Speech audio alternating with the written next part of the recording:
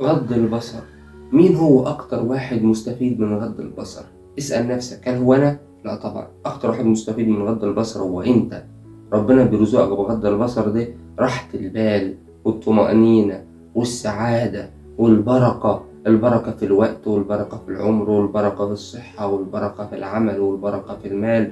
كل ده بترزقه إذا غضضت بصرك عن المحارم وعن الحسنوات وعن البنات وعن الشاشات وعن التفاهات وعن كل الحاجات اللي موجودة في العصر دي من الملهيات ومن المحطمات والمضيعات للوقت وللأهداف.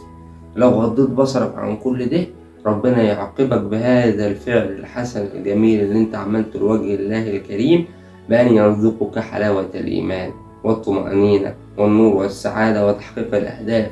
لذلك قالوا: كل الحوادث مبدأها من النظر، ومعظم النار من مستصغر الشرر. كم نظرة فتكت بقلب صاحبها، فتك السهام بلا قوس ولا وتر.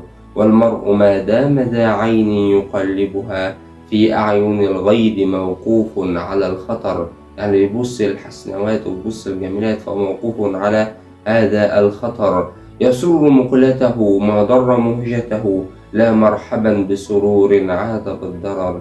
فعلا لا مرحبا بسرور عاد عليك بالضرر. وكنت متى أرسلت طرفك رائدا لنظرك يوم أتعبتك المناظر، رأيت الذي لا كله أنت قادر عنه ولا عن بعضه أنت صابر. فما تقدرش تصبر إذا أطلقت بصرك، ولكن إذا غضضت بصرك رزقك الله راحة البال والطمأنينة والسعادة.